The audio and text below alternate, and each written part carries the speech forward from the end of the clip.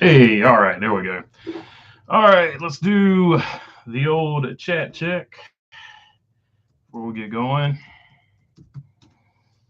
Let me know over there if you can hear me, if you can see my chat. Let me see if I can see your chat. So, uh, NASCAR said that there will be no practice before the twin 125s or before the duels. I think this is probably not the best idea that they've ever had. Um, I don't know. I just don't see this working out well. Is the chat working? I don't know if the chat's working. I have to restart it. Shocker. Um, yep, looks like the chat's not working. I'm gonna have to restart. Oh, there we go. There we go. Chat's working. Chat's working. Whew, lucky. All right, so I think that's a terrible idea because they have practices throughout the rest of the week, like after the twin 125s or the duels or whatever you want to call them. They've got practices after that. I don't see why you wouldn't take at least one of those practices away and have a practice before the duels because you don't want to just go out there totally blind as to how your car is working in the draft.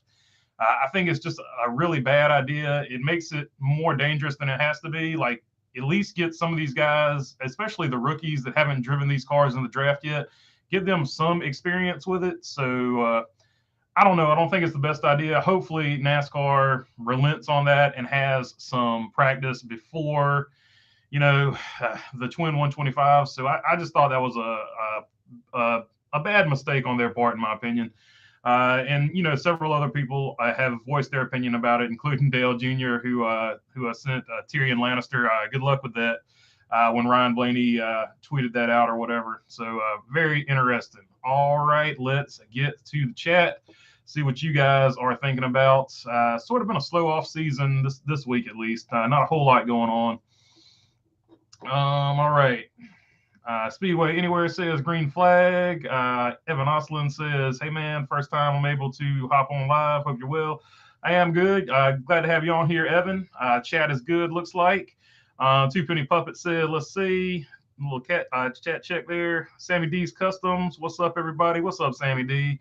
It sucks that they're not having practice before the duels, but I can live with it. Honestly, it makes the duels kind of more fun and better.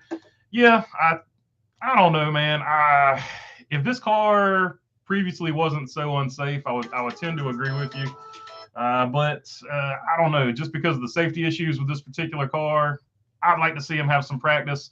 I know NASCAR technically has fixed it or whatever. At least NASCAR says they fixed it, but that remains to be seen, right? We haven't seen if they fixed it or not.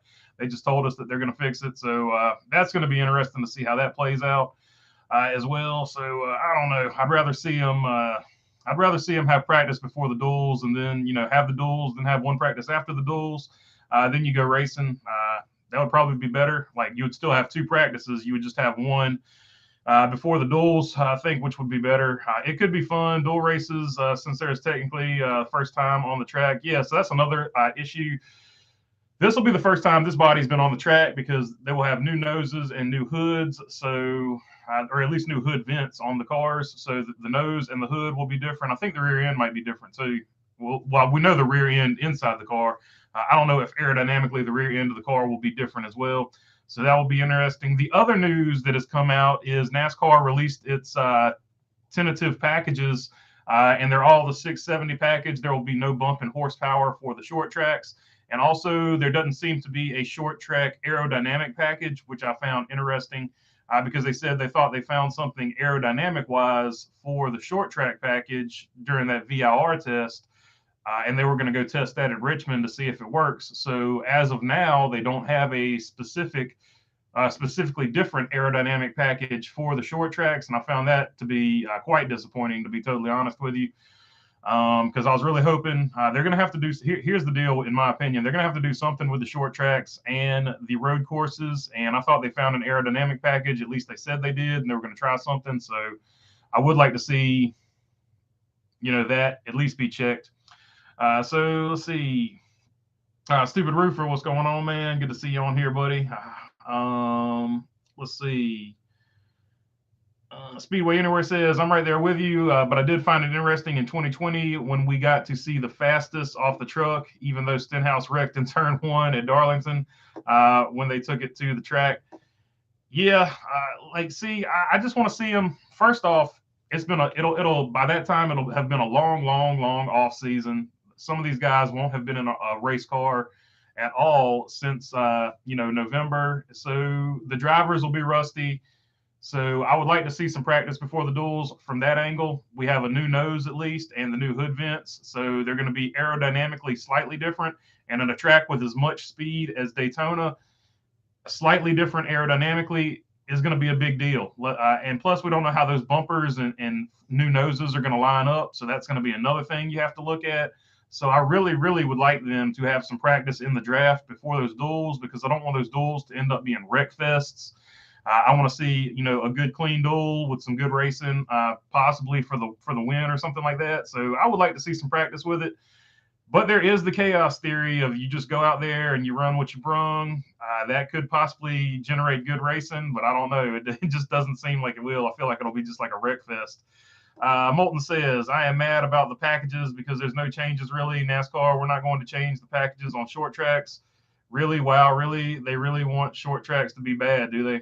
That's what it seems like. And look, once again, this is a tentative thing. We don't know for sure that this is going to be exactly what they do. But everybody was really hoping that they would do something to help the short tracks out, because this new car, the way it's driving now, really doesn't give the best short track races. I can't think of one short track race this year that was really like, man, that race was really good. Even Bristol Dirt was kind of so mid, whatever you want to call it. Even Bristol Dirt wasn't that great. So, and that's like the big one they point to every season, because, Bristol Dirt, there's going to be no grip anyway. So, aerodynamics or nothing like that would even matter. Even Bristol Dirt was kind of a letdown, and I feel like it's losing for as cool as a dirt race with these cars are. I feel like Bristol Dirt is losing just a little bit of momentum and traction. I would like to see them race, of course, on a real dirt track. I've been pretty vocal about that. But yeah, they have got to do something about the short track package. Hopefully they got something in the works. They just haven't announced it yet. So yeah, I really hope they fix it. Michael Honeychuck says, "What's up, BB? What's up, Michael? Hope you're doing good, man." Which we got clean duels this year, says Molten Rage. Yeah, hopefully they're clean. I don't want to see a wreck fest. So that's a big deal. Especially with this car, because even though they can slap them together faster, it seems like they're still in a parts crisis or shortage compared to what we have seen in the past, at least. So hopefully they get them fixed up or whatever. Number one B-Dub fan says they want to scare away loyal decade-long fans with these road courses. Yeah, that's another thing. So they've added a ton of road courses, right? So you would think that they would put a specific emphasis on the road course package if they're sort of going to, in a lot of people's opinion, cram them down their throat. Now, I like a road course, but I understand all the other people that do not like road courses. That's not what you grew up watching. You're not like a huge road course fan. I personally like them because I like, 24-hour racing, IMSA and all that stuff. But I understand if you're like a NASCAR purist, a NASCAR fan, you don't want to see a ton of road course races. And they've added so many road course races, sort of crammed them down traditional fans' throats. The least you could do is give the road course package something that it'll be at least a lot more racy on road courses, so that they have something to watch at a track that they don't necessarily care for. So if you get good road course races, and the other thing they need to do at road courses, and they have talked about this, but we'll see if they do it or not, because they talked about the road course package and they talked about the short track package. They're getting rid of the stages at road courses only to make the road course racing better, because stages in road course racing takes away all of the strategy and sort of ruins what could be a good finish or a good race. So yeah, I do agree with you, Bubba Wallace. Number one, I would fix that package at the very least, or at least get rid of some of the road courses, because even NASCAR said they sort of are going too road course heavy at this point. Like Dislike says, great way to start your Sunday alive with a burger. No doubt about that. Appreciate that. Agreed. Bristol Dirt is trash, says B-Dub number one. Yeah, it hasn't lived up to the hype so far. That's all you can say about it. Bristol Night Race was, in my opinion, the best short track race this year. I'll agree with that, but it also was a disappointment that it's just disappointing. Like, it's usually a great race. It was mediocre. Yeah, it was the best short track race, no doubt, but it still was not. It wasn't great. It just wasn't great. Especially what makes it worse is that the Xfinity Series cars are putting on great short track races, and then you get to the Cup Series and Nobody can pass. The cars won't bottom out to get full travel. It's not been great.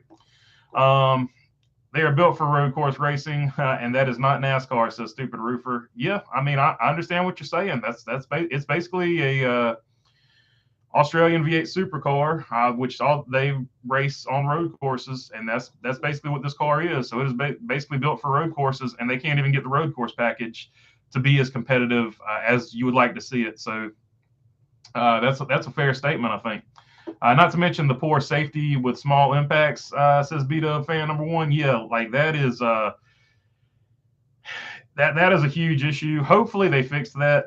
Hopefully they fixed that. They say they fixed it, but of course we will have to see, because before the season started last year with this car, a lot of people were saying, "Hey, you know what? We like the numbers we're seeing. The car is safe." They gaslit us there on that one. Then we found out over and over again that the car was not safe, and that the drivers basically, at least Kevin Harvick, I know he was one of the proponents of it, was ignored. He did not like the numbers he was seeing, and NASCAR was like, "We like the numbers we're seeing." So hopefully they actually fixed it now, but that remains to be seen. We'll have to see how that goes. Let's see. Evan Oslin says, "Berger, who do you think makes it into the 500 based on who's declared entered?" Oh, that's a good question. I need a list in front of me. I would say, if the rumors, so that's one I haven't addressed actually. Helio Castroneves is rumored to be driving the what is it? The 50, the money team. He's going to be driving the number 50 for the money team. So, and we have not seen that car be super competitive. We saw Kaz Grala have some moments in it, but I would have to say he would have to be on the cut line, because if you remember last year, Kaz Grala barely got in with that 50 car. So I would say Elio, if he gets into the 50 car, like it has been heavily rumored that he is going to drive that 50 car for the money team, I would say he's probably the one I would worry about the most based on speed. He would have to race his way in. He wouldn't lock himself in on time or anything like that. He would definitely have to race his way in on speed. So he would probably be the one I worry about the most, which really stinks. And I really want to see who Trackhouse puts in that Project 91, because if Elio Castroneves is not going in the Project 91 car, I feel like Trackhouse has somebody going in that Project 91 car. I feel like Jimmy Johnson will be safe because the petty cars will work with him, so he'll have at least probably one teammate.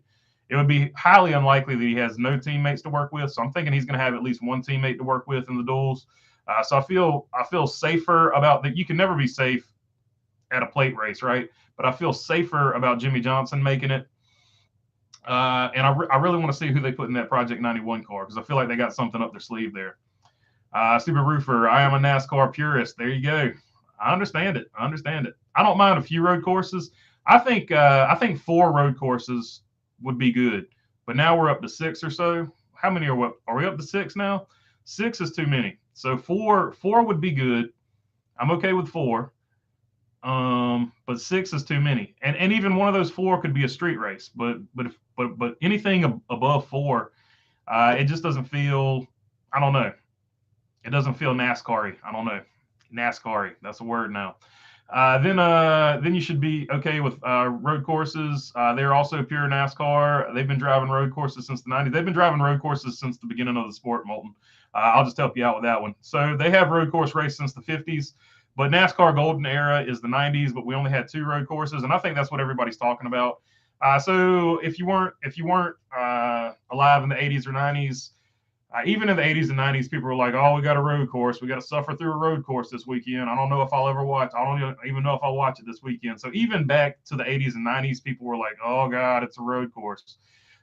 So actually, back in the day, they started the season at Riverside. So you started the season at a road course, then you went to Daytona. So actually, they used to start the season at a road course. So they have raced road courses forever, but this amount of road courses, I think, is what's irritating people. NASCAR purists could handle 2 road courses, 3 road courses some years, but they did not want to see they don't want to see basically more than 4. B-Dub says, "Don't get me wrong, I love road courses, but NASCAR is not road courses. 3 to 4 is fine, but they need they need to be working on short track racing. Yeah, I agree. I agree with you 100%. They need to work on the short track package, and 3 to 4 road courses is pretty much the perfect amount in my opinion, because you don't want to oversaturate anything. Like that's even my concern with Atlanta. They redid Atlanta, and Atlanta was a great race. Now I'm scared that all these other tracks are going to reconfigure and try to be like Atlanta, so that now we're going to have like 6 Daytona and Talladega type races. That's going to be too much. That's going to wear out that particular genre of track. So there's always a balance. You don't want to have, in my opinion, more than 4 different types of tracks, right? And that was the issue back in the 2000s, right? Too many cookie cutter tracks. Too many cookie cutter tracks. Everything was like Charlotte, basically. Charlotte and Miami. They were pretty much, every track was sort of cookie cutter like that. And even though people argue, oh, there's nothing cookie cutter about them, they all race different.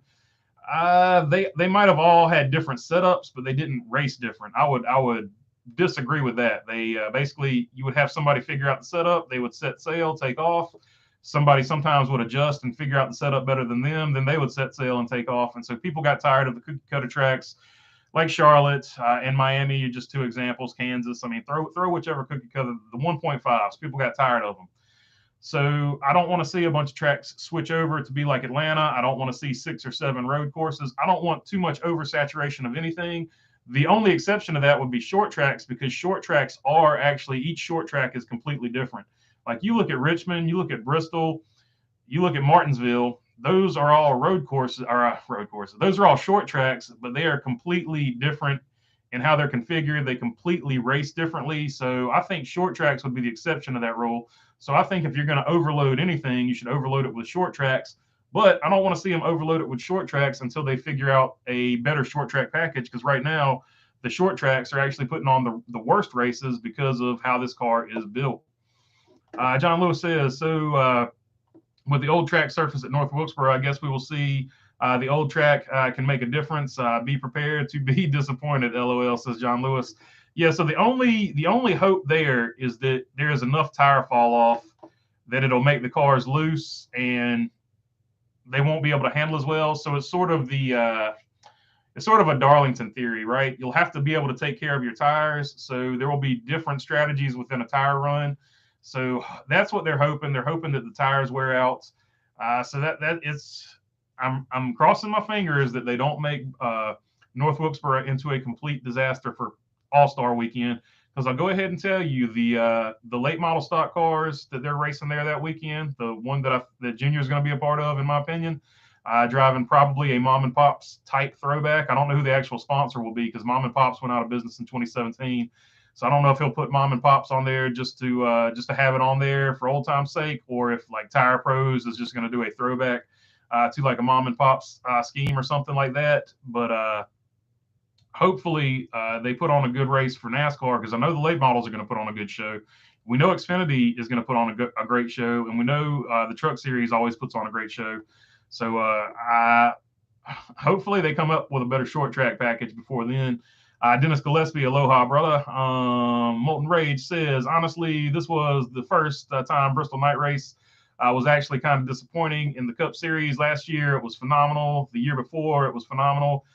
It was the best race of last year. Yeah, Bristol Night Race is always good. Like, it's hard to beat. It's just a really good track. So I don't know. Molten says, I don't think the Project 91 car will be in the 500. Yeah, there's nothing official. I just feel like they got something up their sleeve, Molten. That's just so just to be clear, just in case anybody misunderstood what I said, that's just something I'm taking a guess at. I think they got something up their sleeve for the Project 91 car, but they have not said anything officially. Stephen Roofer says, Harvick and Denny were screaming about this car. NASCAR needs to listen to the drivers. That pissed me off. I agree with you, Stephen Roofer. And for all the people that are like, oh, they said that, but the emails and all this stuff were sent. No, Harvick and Denny Hamlin were talking about how bad this car was before the season ever started. So let's be clear about that. It wasn't because they didn't read some emails that NASCAR sent out or something else. They were very vocal before the season ever started that something needs to be done about this car. B-Dub1 says, I'm somewhat of a purist. I like change to a point, but they need to stop straying away from the roots of NASCAR, or they're going to lose a lot of money. I'm with you. I'm with you on that one. And here's my deal. They have changed so much in the last 3 years about NASCAR racing. I would like to have at least 3 consecutive seasons where everything is just the same. Can we just get 3 seasons where everything is the same to see if some of this stuff that they've thrown on the wall, can we see if some of it just sticks? Can we just have 3 consecutive seasons where nothing changes, unless there's a safety issue? That would be the one exception. But can we just have 3 consecutive seasons where the schedule doesn't change, like where the car doesn't change? Like, can we have 3 consecutive seasons where something doesn't get a massive overhaul? I would like to see that. Michael Honeychuck says, "Yep, I was at Riverside in 1974. Yep, for sure. That's where they used to start the season. Great track. Hope that mini mall was worth it, or whatever they built there, because that was an awesome track. Such a bummer." Evan Oslin says, "I think Austin Hill in the 62 and Zane Smith at Front Row Motorsports will be formidable." Yeah, I think Zane Smith's going to be great. Austin Hill, we've already seen like his one Cup start. He showed what he could do. Like, he was running pretty well. I can't remember if something happened to him or where he finished in his one Cup start so far for RCR at least. But we know that 62 is fast. We know Austin Hill can get it done. And Zane Smith, he's always a gamer, so you can never count Zane Smith out. That's why I'm saying, like, from the people I've seen so far, I think Elio Castroneves in that 50 would be the one I worry about the most, because we don't know if Carl Long is going to try to make the field with the 66 car. MBM Motorsports, I always call it Carl Long because he lives around here, and he's pretty much a local legend. MBM Motorsports, we don't know if they're going to try to make the race this year or not. I don't think I've heard anything official for them. They normally try to make this race because if they make this race and get a finish, it sort of helps fund them on their Xfinity side for the rest of the year. But I don't know if that 66 will be out there. So that'll be interesting to watch. And they usually run a 13 on the 66. Sometimes, some years they try 2 cars. Let's see. Watkins Glen, Sonoma, Coda, Charlotte Roval would be perfect road course combination, in my opinion. Yeah, I think those are the ones that have put on the best races. And I think you could even lose the Charlotte Roval. You could rotate the Charlotte Roval sometimes for Road America. So I think that would probably be your best rotation. I do agree with you, number one B-Dub fan. No doubt about that. I think that would be a pretty good rotation. And I would actually rotate the Charlotte Roval a little bit with that one. Because if you have the Charlotte Roval every other year, it makes it a little more special. And I think it would bump those ticket sales up a little bit more. Because that is another one that has sort of lost the luster of the gimmick just a little bit. Dennis Gillespie says, with all the crime going on in that place where they're having the street race and they're going to have a race there, I wonder which race team will be the first to get jacked in the race. That is a good question. So Brett Griffin, that is, if you read the comments, so Brett Griffin has gone to part-time spotting for Colleague now. He is no longer the main spotter for Justin Haley, but he said there's 2 races when he was trying to negotiate that contract or whatever. He said there's 2 races he doesn't want to go to. One of them was the LA Coliseum, and the other one was the Chicago street race. And if you followed any of his social media stuff, he took a wrong turn when he was in Los Angeles for the Clash of the Coliseum. And he went down a road that he didn't really feel comfortable on. So he doesn't feel comfortable going to Chicago because of, in his opinion, everything that's going on over there. So that is a real question that they're just not going to address it, right? Let's just be honest. They're not going to talk about it. They're not going to address it. They don't want that to be talked about. They just want to put a positive spin on it. So they're not going to talk about that. But it is a real thing in Chicago, right? They have a problem with crime over there. So at some point, somebody's going to address it, but NASCAR just doesn't. There seems like they're just not going to acknowledge it, and they're going to act like everything's great over there. The whole thing seems forced, right? I don't feel like anybody really wanted Chicago from a fan perspective. It just seems like something NASCAR sort of forced and wanted. They wanted that Chicago market, and they feel like this is the best way to get it, and they just don't really care about A, that the fans don't really want to see a street race, B, that the fans definitely don't want to see a street race in Chicago, and C, that the fans do want to go back to Chicago. They just want to go to the Joliet track that's already built and ready to go, basically. They don't necessarily want a street race. Fans want to go to Chicago. They just don't want to go to the Chicago street race. But that being said, I think because it's the first year of it, it's a gimmick. It's the first street race NASCAR's done in a long time. If ever. I know they used to race on airport strips or whatever. I don't know if you would consider that a street race. So if you want to call it the first street race that NASCAR's ever had, you can call it that for sure. Definitely the first street race they've had for most people that are still alive now. So yeah, whatever you want to call it. So it'll sell out because of the gimmick factor, but then we'll have to see how it plays out after that. Just like the LA Coliseum, it probably, I'm sure, sold out, even though there was that one section. I feel like they were holding that section, and Fox's camera angles was so stupid because the whole LA Coliseum was sold out, but they mounted the cameras to basically point at the one spot in the stadium that didn't sell out. So if they had put the cameras actually on the other side, like I just didn't understand that camera placement. That was so stupid. Anyway, I'm off on a tangent now. So it's definitely a Sunday live stream. Off on a tangent. Let's see. Maybe we can put the IMSA cars. What question was I even supposed to be answering? Keep the Glen and one more, and that's it in my opinion. Also, Stupid Roofer, he wants to go back to the just 2 road courses. Well, actually, I would keep the Glen in that particular situation. I would do 3 road courses. Do the Glen and Sonoma because they're traditional. They've been around for the longest time, and then add a 3rd road course. And that 3rd road course would just be a rotating road course that you sort of rotated in and out. Like you could go to Road America, you could go to Road Atlanta, you could go to VIR. You could just rotate a road course there. I think that would be a cool way to do it. So there's all kinds of ways to get it done.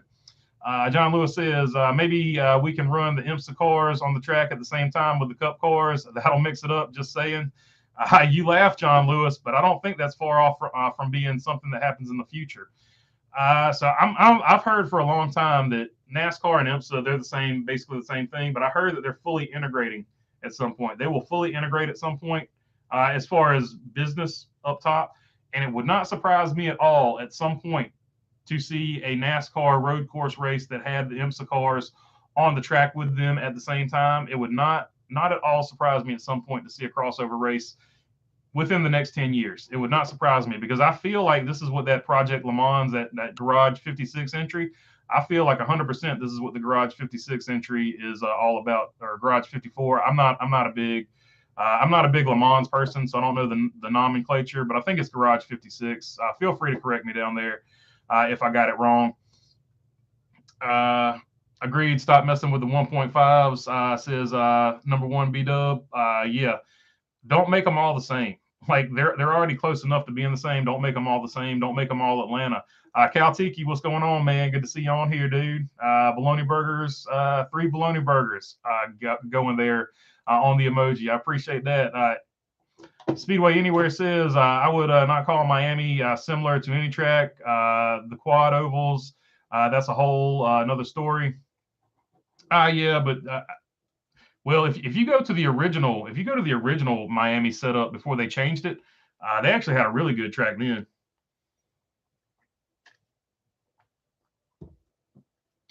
Like that thing was really racy back in the day. But yeah, you can pick whichever cookie cutter you want to pick. Take Miami out of it. Throw in whatever you want to throw in. No doubt about it. I will say this: they fixed Miami to make it more racy than any other 1.5. So fair point to you there. Mike Davis says, "Good morning, Mr. Berger. 49 more days. Number 22, 3 in 23. So he's hoping Joey gets number 3 in 2023. He definitely got it done this year, Mike Davis. There's no doubt about that. Like I said to everybody before that Phoenix race ever happened, like if he isn't your favorite, I don't know what numbers you're looking at. And he proved that true that day. Very much so. Michael Honeychuck says, Darlington, cover your beer. Yeah. A lot of gravel and dirt gets kicked up. I was sitting so high up for Wilkesboro that I don't remember if they kicked up a lot of dirt, gravel, and sand in that one. So I couldn't. As high up as I was sitting to get the footage I needed to get, I don't remember if they kicked up as much sand as Darlington or not. So I would have to sit lower to get that. But Darlington, it doesn't matter really where you sit. They're going to kick up a lot of sand, sort of a sand hills-ish area. Yeah, definitely. It's almost like a dirt track. Cover your beer to keep it clean, unless you like drinking gravel. Stupid Roofer agreeing with Mike Davis there. Bent Krister Johansson, hi. I know your NASCAR mainly is an American thing, but as a European fan, I don't watch NASCAR to watch road courses, but oval racing. I think they got too many with the recent ads last year's. Yeah, I agree with you, Ben. No doubt about it. It is getting to be too much, and this is what NASCAR always does. They see one thing that is good, and they just try to just keep adding on and on and on to it, and then they get too far in one direction. And that's what I'm worried about. And I think even NASCAR realizes they've got too many road courses at this point. Their problem is they can't figure out which group they're going to be like, hey, we're taking one away from you.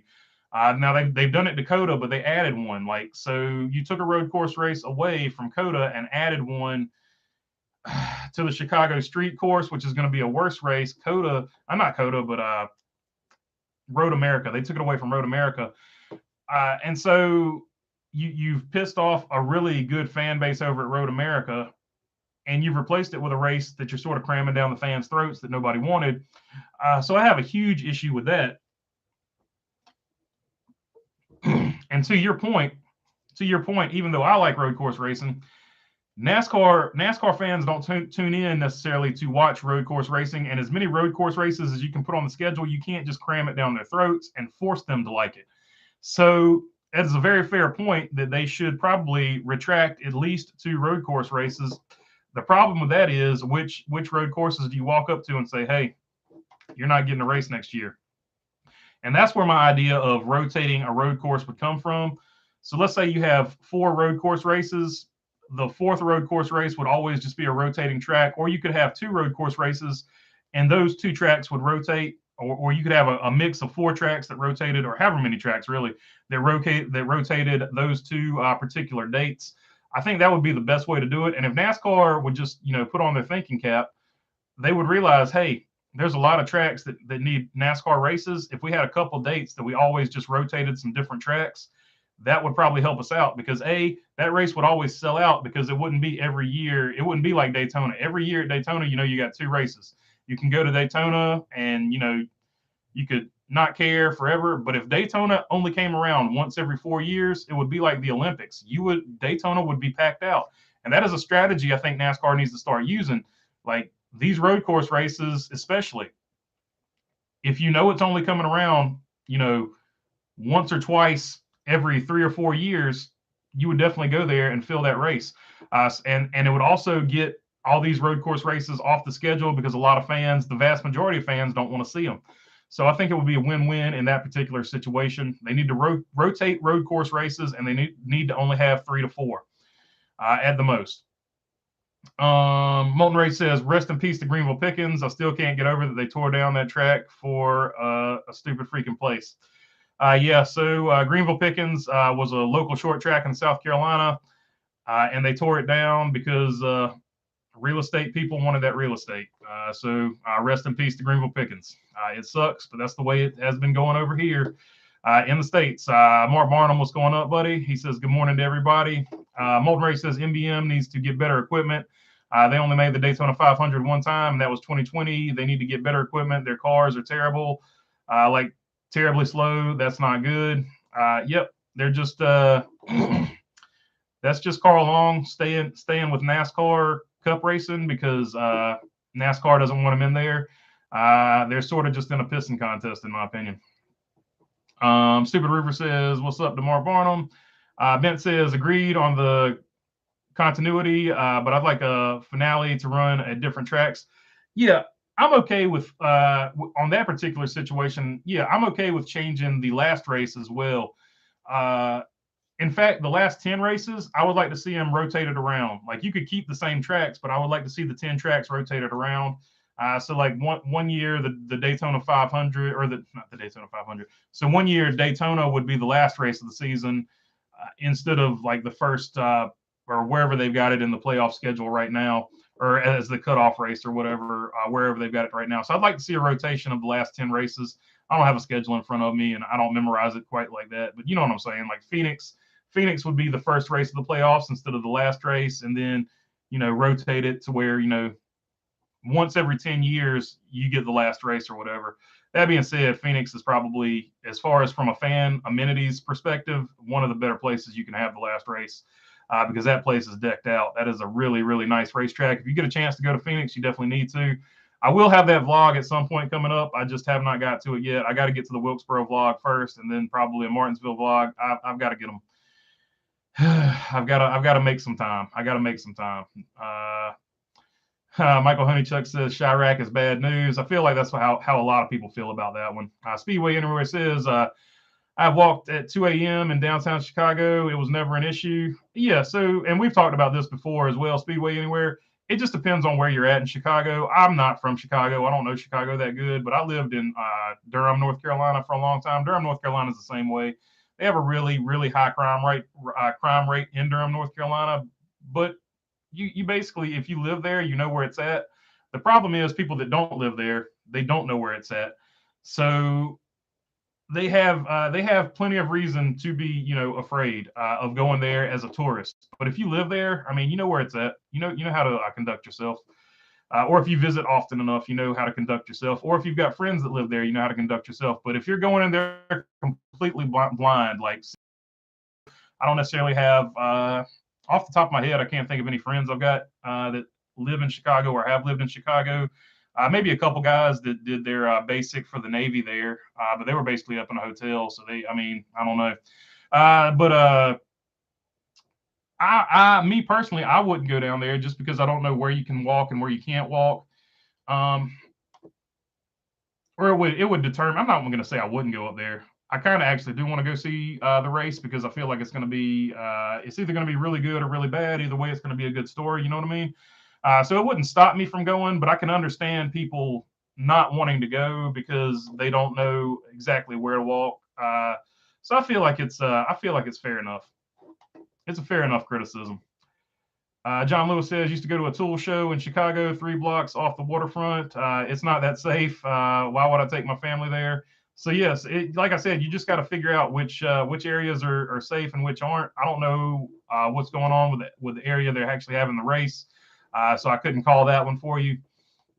But I'm somewhat tempted to go, but also I'm going to keep my, I'm going to do my research before I go up there. Bent Krister says, wouldn't running the Daytona 500 on a beach be a better gimmick? I'd be all for it, man. There used to be a video game where you could run, I think it's NASCAR 2001, maybe 2002. You could run the Daytona beach race. I wouldn't be against that at all because you get a dirt/sand race, and there you go. There's your dirt race for the season, and you get Daytona. So there you go. Let's go full gimmick. I'm with you on that one, Bent. Of course, we're both joking. So NASCAR needs to read this chat. This is how it's fixed, NASCAR. We are literally telling you how to do it. Yeah, I agree with you, stupid roofer. I wish NASCAR was a little bit more open. Like they're open to trying different things, but only when they want to. Like, so I wish they would listen to the fans. I really, really do.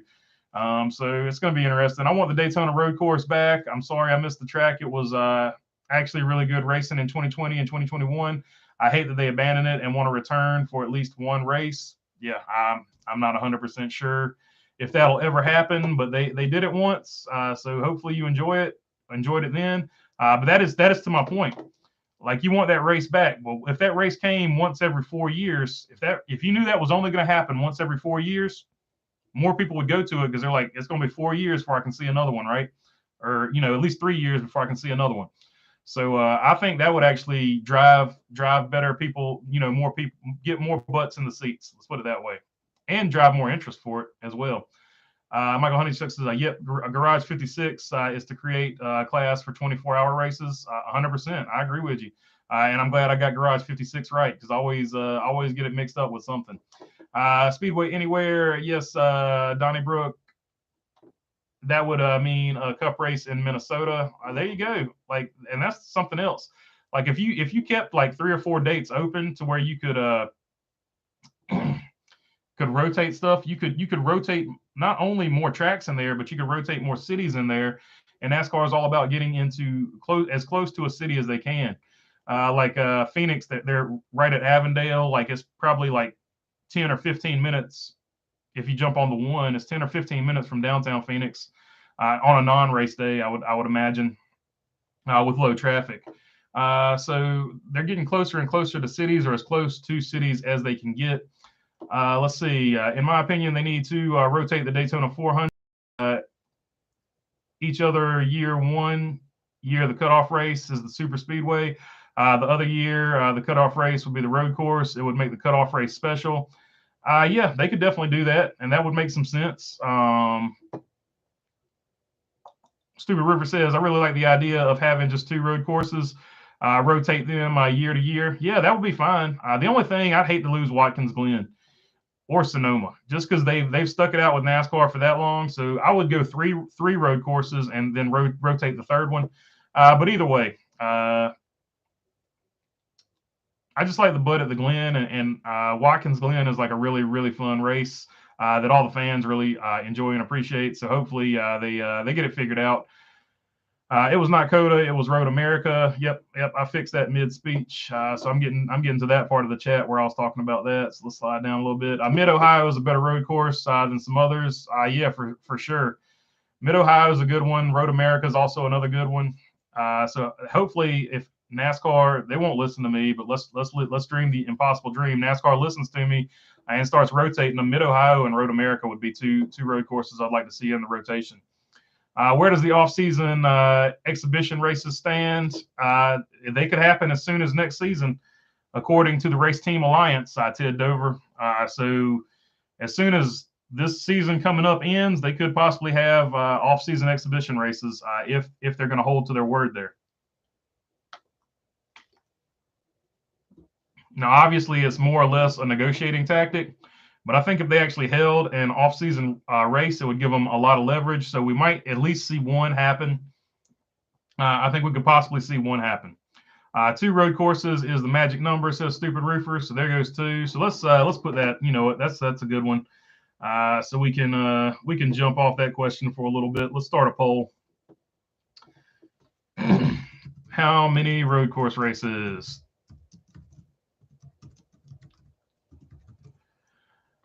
I'm not going to put 0 because I feel like too many people would hit that.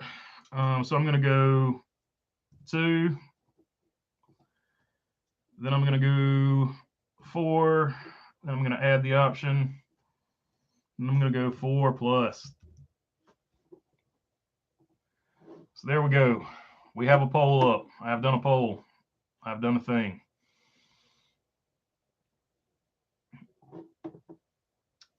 All right, John Nyquist says 4 road courses: geography, California, Wisconsin, Texas, New York. That would make sense.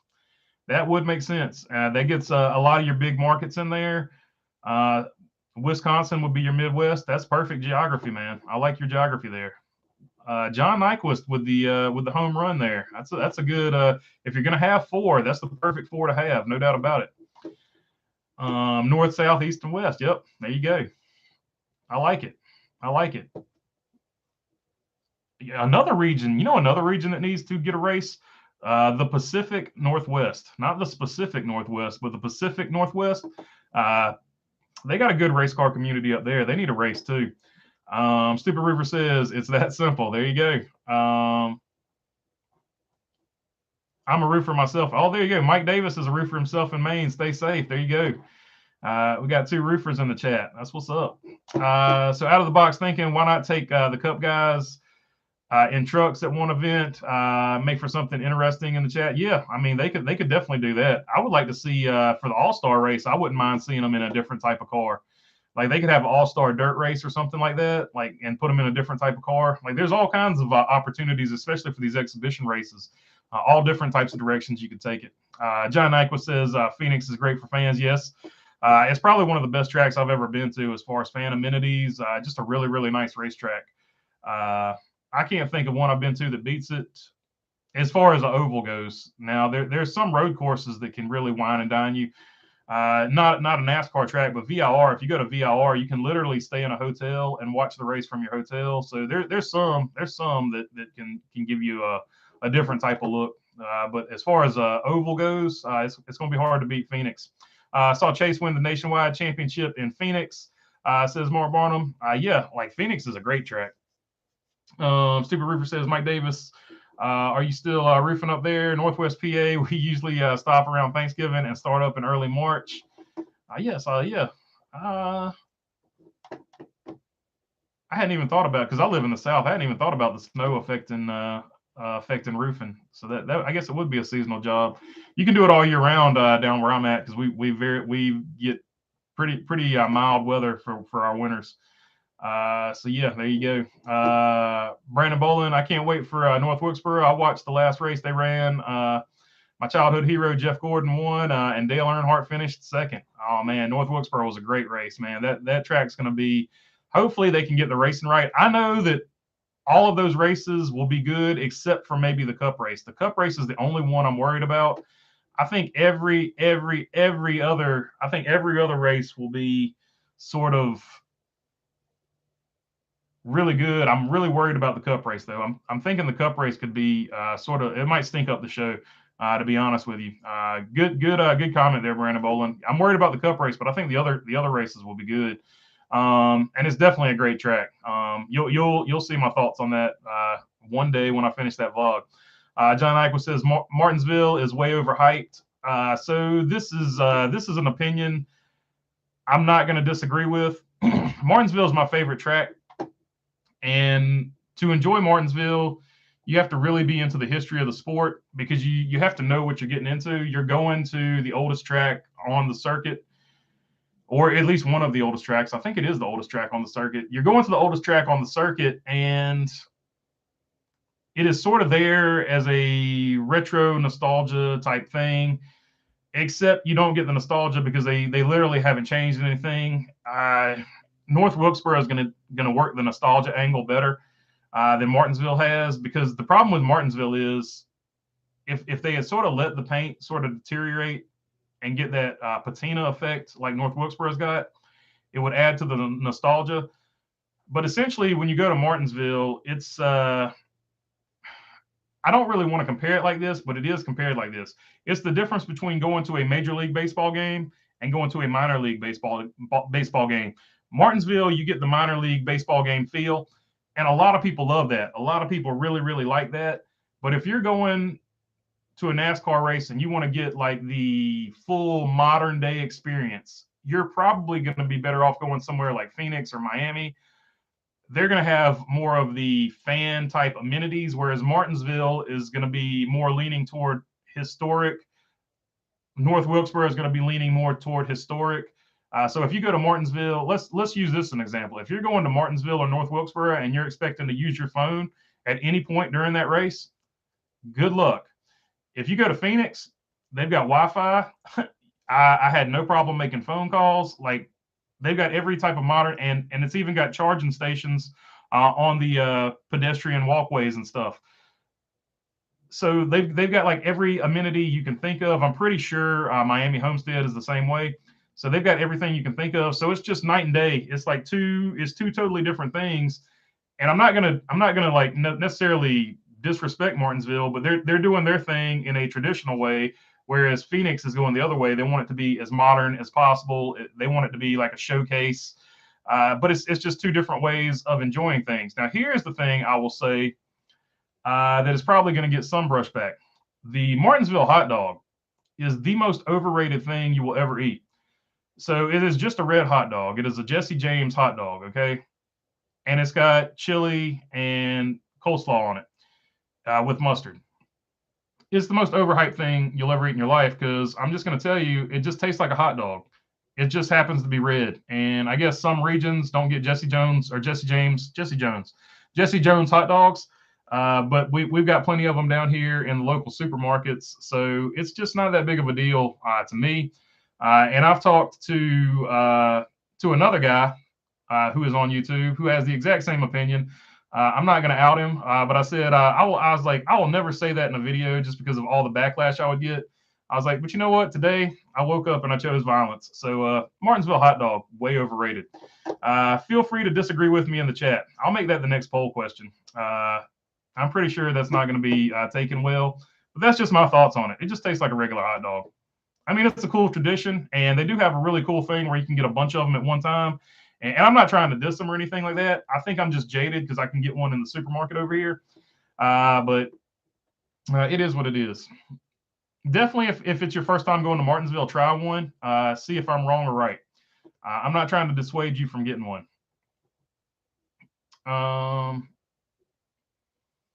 Speedway Anywhere says stay out of South Chicago.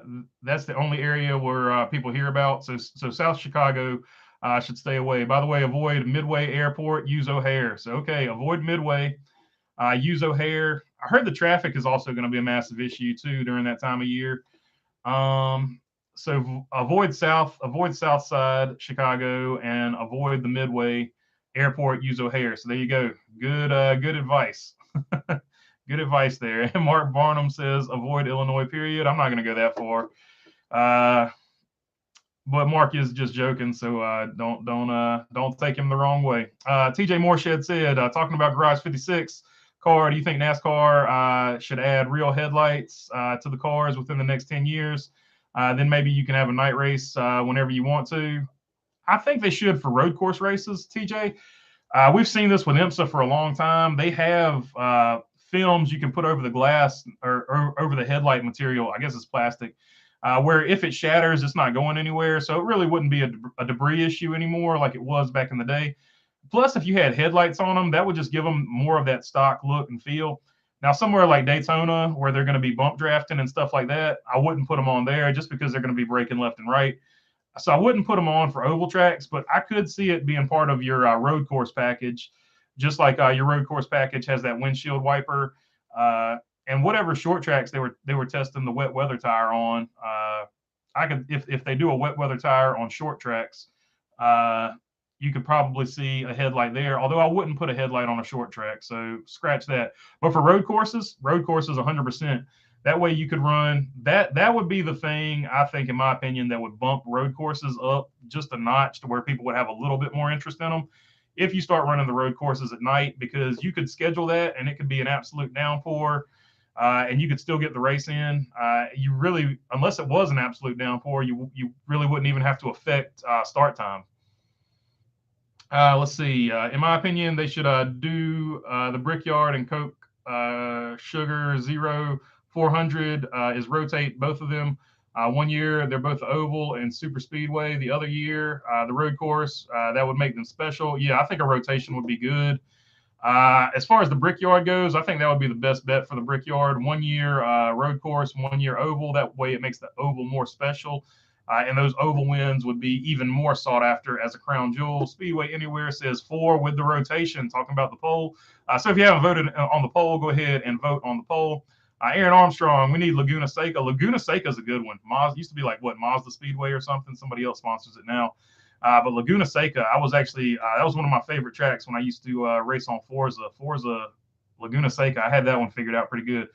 Probably Laguna Seca and Road Atlanta. I had those two figured out pretty well on Forza. I was pretty mean, no matter what car it was on those two. Speedway Anywhere, North Wilkesboro, the home of the Biff and many drivers who moved to North Carolina. I didn't know Biffle lived up there.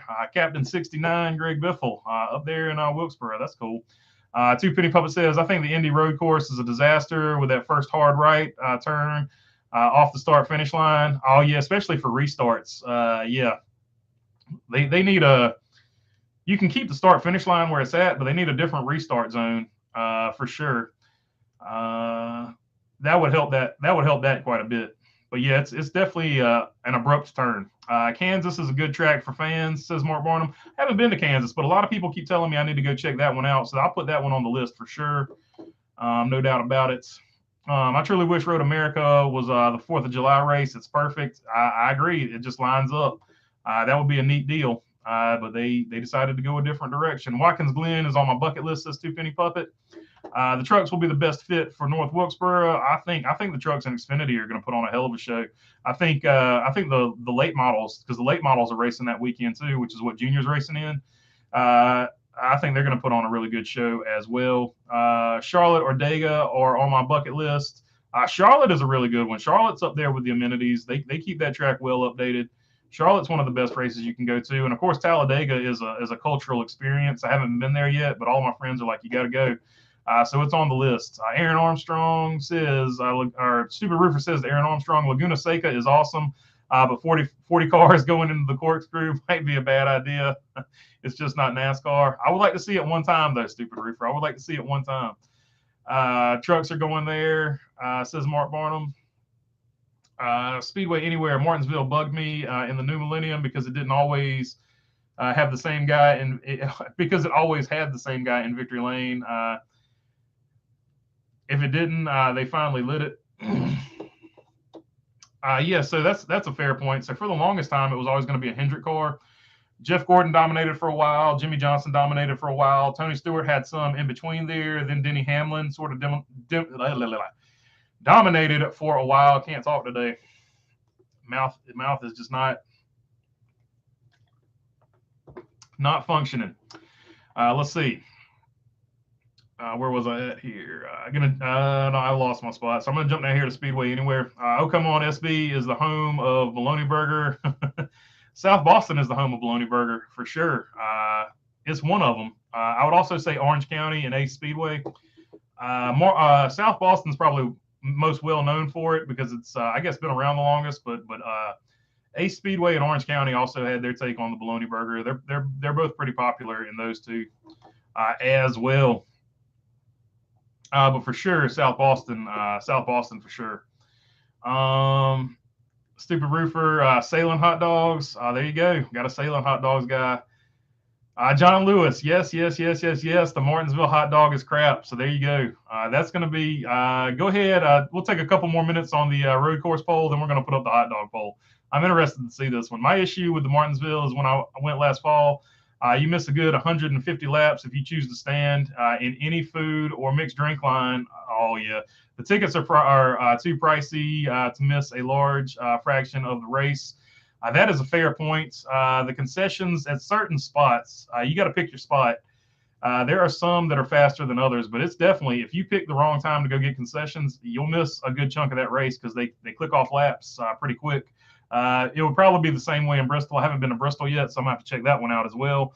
But you do make a fair point. The lines can be very long. If you get an infield pass, though, the one on the infield, they're lickety split. They get it done. So you won't miss any of the race if you're attending it on the infield. But then again, if you're attending it on the infield, you're not going to see much of the race either. To be totally fair, you're gonna get a crank in your neck from looking up at the screen, the big screen in the middle to watch the race. Mark Barnum, a must if you go to KC. You have to find a rib joint. No doubt about it. North Carolina's big on barbecue too. I know KC ribs are big. Memphis also has a big barbecue culture.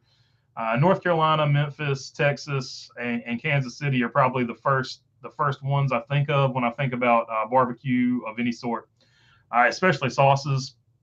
TJ Morshead said, I also remember the staff at Martinsville pumped out so many hot dogs. Some people were getting served chili in a soggy bun without the dog. Yeah, so they get rushed. That's food service. Sometimes stuff happens. I've got a Martinsville vlog I could put together. I got to get those other ones done before I mess with that one. But I'll get to that one. Maybe that's when I'll drop the controversial comment. But I feel like for some people that come from out of state and stuff like that, I guess it is exciting for them. But to me, I feel like it is the most overrated food in all sports, in my opinion. I need to get out and try a Dodger dog and see if that's overrated as well. But that's the only other hot dog I could think of to compare it to. You said Northwest USA. The Biff was from Washington State. Sorry, I should have specified. Yeah. Oh, yeah. He's Casey Kane's from Eau Claire. I can't call the state in Washington that he's from, but Casey Kane and Greg Biffle are both from Washington State. I can't think of Greg Biffle's home state. I used to know it. I probably knew it before I turned this camera on, and as soon as the camera turns on, all thoughts leave my head. Is the oval really a road course because it's technically a hybrid? Is the Roval really a road course because it's technically a hybrid because they're both the oval and the road course? It's like Daytona road course. It's really not a road course. It's just a hybrid. Yeah, I mean, to an extent, but it's still a road course. People still don't get to see their oval type racing. So I would throw it in the road course mix because that's all I was really talking about. I wasn't going to get into the finer details of what's a road course and what's not a road course. BB, what do you think of Thor Sports driver lineup and swap? I like Haley Deegan, a manufacturer swap. I like the move to Ford because I like Ford being in the Truck Series, and now Ford has a championship winning team in the Truck Series. Thor Sport itself is interesting, right? Like we talk about all these international teams and stuff like that. We hardly ever mention ThorSport. But ThorSport is basically a Norwegian-owned, or the guy is from, I don't know where he lives now, but it's a Norwegian-owned team. You can even see the Norway flag in their logo, which is a sweet flag, by the way, the red, white, and blue. That's a really good-looking flag. So that doesn't get talked about a lot, but it's a championship-winning team. It's also a team that's based out of Ohio. So it's not even in the Charlotte area. So they're actually your Midwest team. So I feel like ThorSport doesn't get enough credit for that either. They're doing everything unconventionally. It's an internationally owned team. They're racing out of Ohio instead of the Charlotte, Mooresville, Harrisburg area. And they just win, and they switch manufacturers, and it never slows them down. Like they switched to Toyota, didn't slow them down. They were Ford at one point, that didn't slow them down. They were Chevrolet at one point, that didn't slow them down. And now they're going back to Ford. So I feel like it was a good move for Ford. Now, if Hailie Deegan wants to stay in the truck series, which apparently she did, this is one of the best places she can go. And she's got to get results, right? I'm a big Hailie Deegan proponent. I think she's got a lot of potential, but this is the year that she has got to get results. No more excuses, no more nothing. She's got to get results. And I think also this gives her an opportunity. She needs to line up a few Xfinity races as well. She did one Xfinity race last year, and she acquitted herself very well. She finished 13th, if I'm not mistaken. So she also needs to line up some Xfinity races to go along with this, because you know she's going to have a good truck over there at ThorSport. She got Ben Rhodes crew chief, so she's got a good crew chief. So I would expect her to get the results that she is capable of getting over there at ThorSport. And because you know that all that is pretty much in place and is going to be good, I would also line up some Xfinity races, and I fully expect that she will. Because for a young driver, seat time is critical. So the more seat time, the better, in my opinion.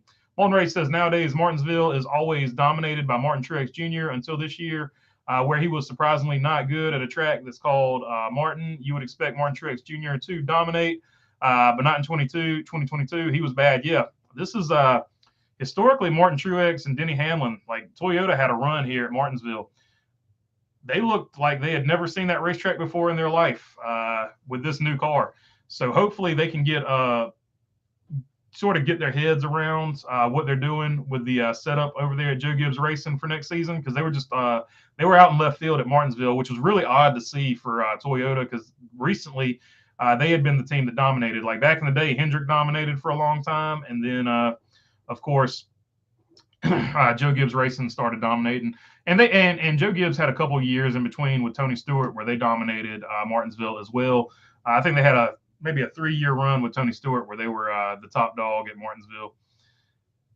I think they should run Sonoma at night, says Brandon Boland. That would make sense, because it gets mighty hot, and that would be a good place to run a night race as far as that goes. I love this chat. You guys are awesome. Susan Wickwicki has to be so confused. LOL. Talking about NASCAR and hot dogs, says Stupid Roofer. No doubt about it. ThorSport lineup. Rich Lushes. Hailie Deegan in the 13. I like that Hailie Deegan got the 13 too. I feel like the 13's pretty much a badass number in my opinion, because everybody thinks it's cursed. So anybody that runs it is cool. Joe Shear in the 66, Ty Majeski, Shane Wilson in the 66, Matt Crafton in the 88, Gerard Prince as a crew chief, Ben Rhodes in the 99. If I'm Ben Rhodes, I'll be mad at ThorSport. Be all right. Mark Barnum says ThorSport is an equine supplement business as well. So there you go. So I'm sure it's the same owner. I feel like that's there can't possibly be two ThorSports, so it's got to be the same owner. Thorson, I can't think of the guy's first name. His last name's Thorson though. That's gonna bother me too. Here's my idea. I like the idea of having 4 road races. I've been swayed by the chat. Keep the Glen and Sonoma and rotate the 2 others. So that's a good point. And with that one, I'm going to call the poll. Let's see where we ended up with in the poll here.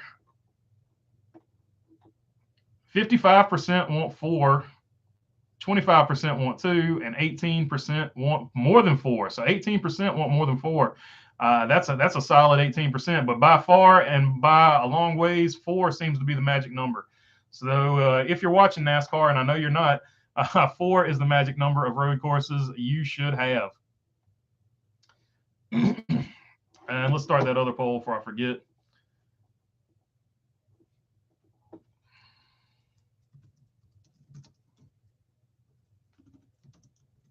Is the Martinsville hot dog overrated?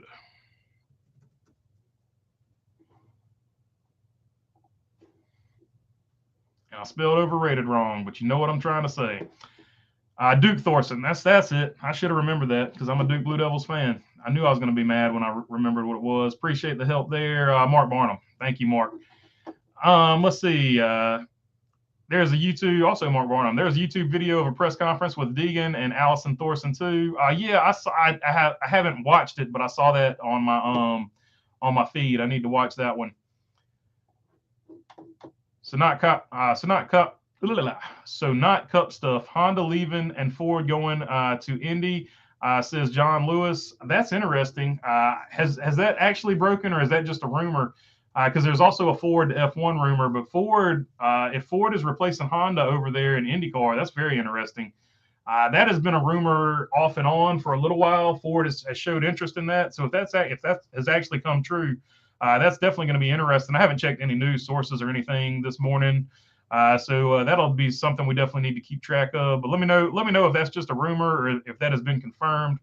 But that is definitely interesting if that happens for sure.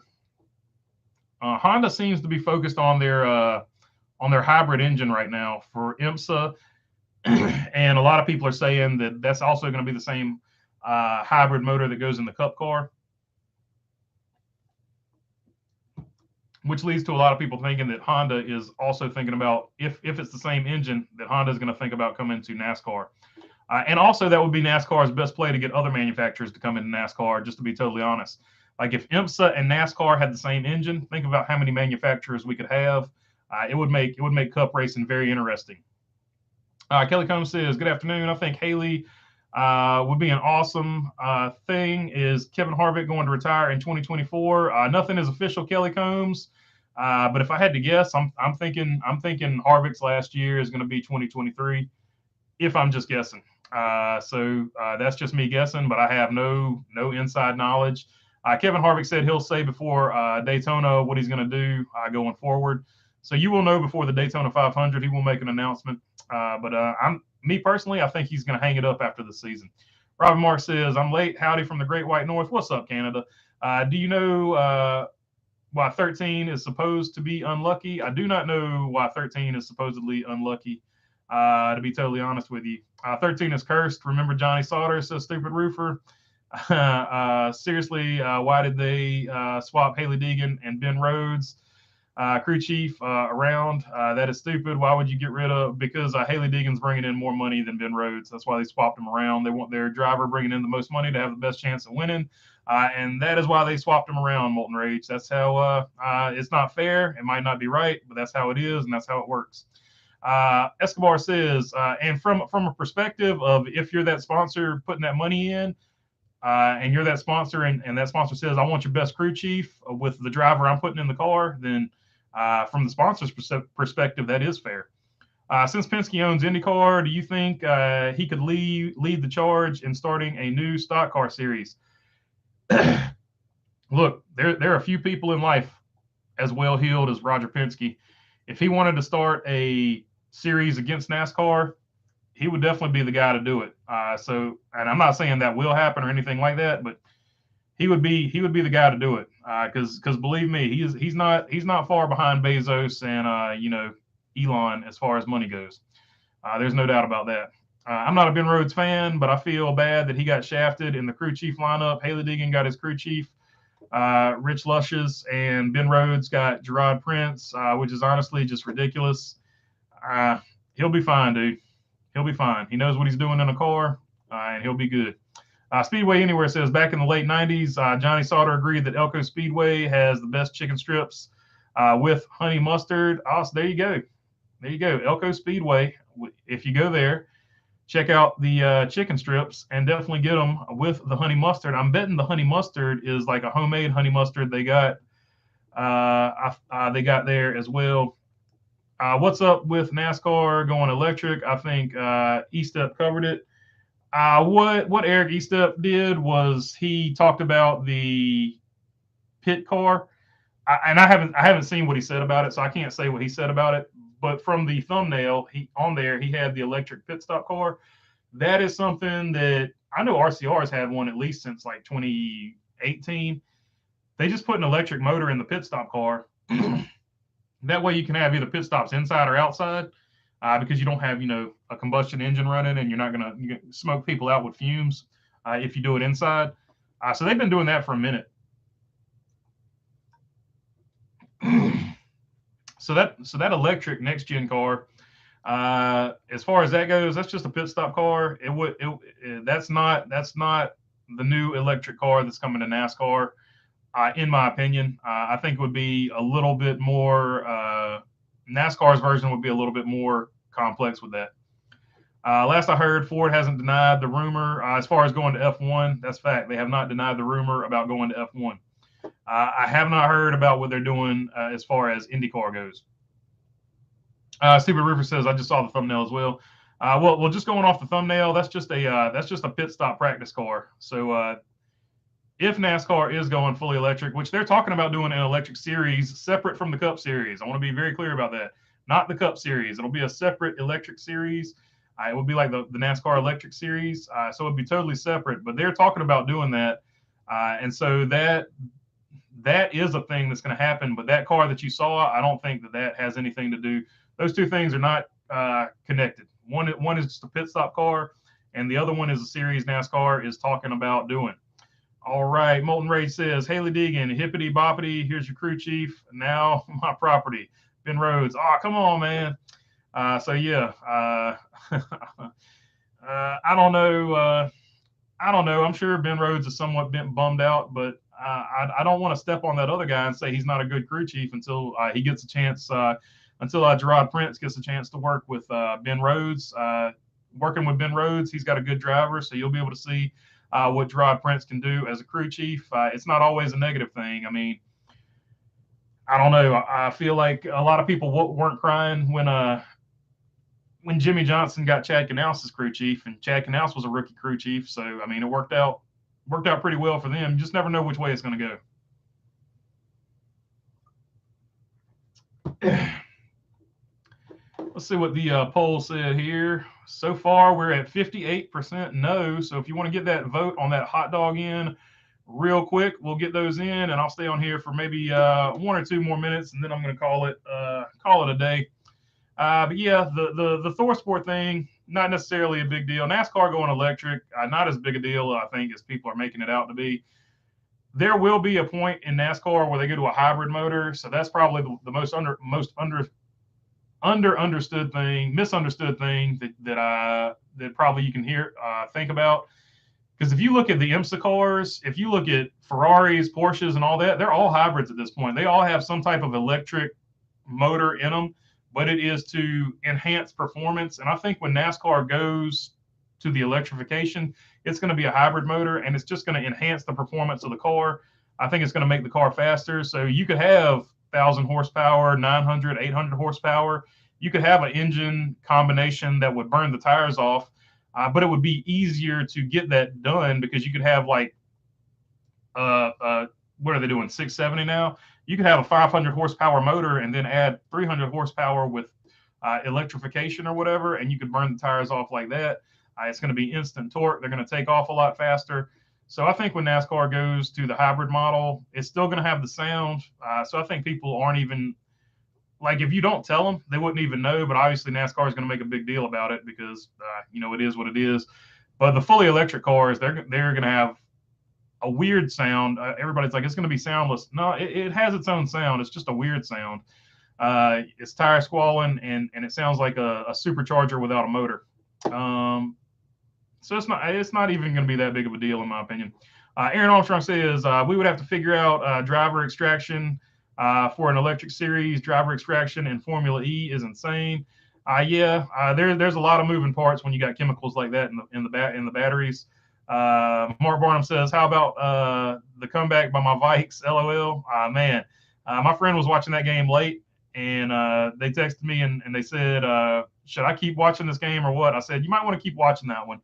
It gets better as it goes on. That was a heck of a comeback. I think it's a historical comeback too.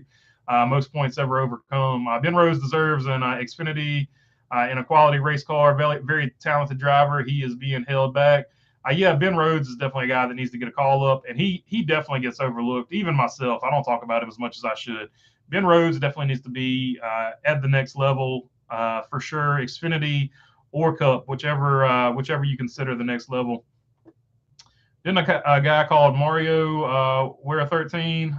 Just saying, no Super Bowl. Yeah, Mario Andretti did pretty good with the 13. So I think he's okay. NASCAR Electric Series, Soy Boy Mocha Frappe with skinny jeans and fedoras and vape pens. NASCAR purist, man. You just described F1, stupid roofer. Ben Rhodes has been in the trucks for 8 years. Yeah, Ben Rhodes, he needs to get a better, definitely a better setup. Marino, who drove the 13 then? Oh, Smokey Unick was the 13 I was thinking of. I was thinking, who drove the 13 for Smokey Unick? Well, whoever drove the 13 for Smokey Unick did pretty good in it too. You're talking about Marino. Yeah, I have no idea what Mario Andretti's number was. Was he like number 6 or something? I don't know. Dan Marino was probably one of the best quarterbacks. He went to a Super Bowl. He just didn't get a Super Bowl. So yeah, you can look at it, the 13 as being bad luck, but they also say the color green is bad luck, but it didn't slow down Bobby Labonte. He got a championship in a green car. Kyle Busch has won a bunch of interstate races in the interstate battery car. I don't see where Harry Gant won a ton of races in a green car. So all Marvin Ponch, thank you. Appreciate it. 13 is cursed. That's stupid roofer. So there you go. All right, we're going to end the poll here. Let's see what the poll ends up saying for the Martinsville hot dog. Mark Wachowski says Jimmy Johnson is going to light it up. I think he's going to have a great season, especially because he's only going to have to focus on certain races. I think he's going to surprise a lot of people. He's going to be hungry again, and I think he's going to go out there and just light them up. All right, Kevin S says, "What's up, man? What's up, Kevin S? Hope you're doing good." Moulton says, "Fun fact: Cole Custer's average finish in 2018 through 2022 has never finished lower than 10th. His average finish, that's insanity. Everyone in the Xfinity next year should be scared for him full time." Yeah, no doubt about it. Mark Wachowski says, "I was born on the 13th. There you go. Bad moon rising, Mark Wachowski. Speedway Anywhere says Taylor Swift has worn a 13 on her hand since at least 2006 and has been hugely successful. So there you go. Taylor Swift has single-handedly broken the curse because I can't think of anybody in the music industry that has made more money recently than Taylor Swift. So she has disproven that theory for sure. All right, guys, my voice is going. I don't know what's up with it today, but it's just not here. So I'm going to call it an end on this one. It was fun. The Martinsville hot dog, 58% of people said it's not overrated. So that's a solid beat down for me. But I think it's the most overrated food in sports. But it is what it is. I got blown out on that one. So I'll take that L. And we will call it a day. Hope you all have a great Sunday. Hope football team wins or whatever you're doing. Hope your Sunday fun day is the most fun day. All right. That's all for this one. Peace.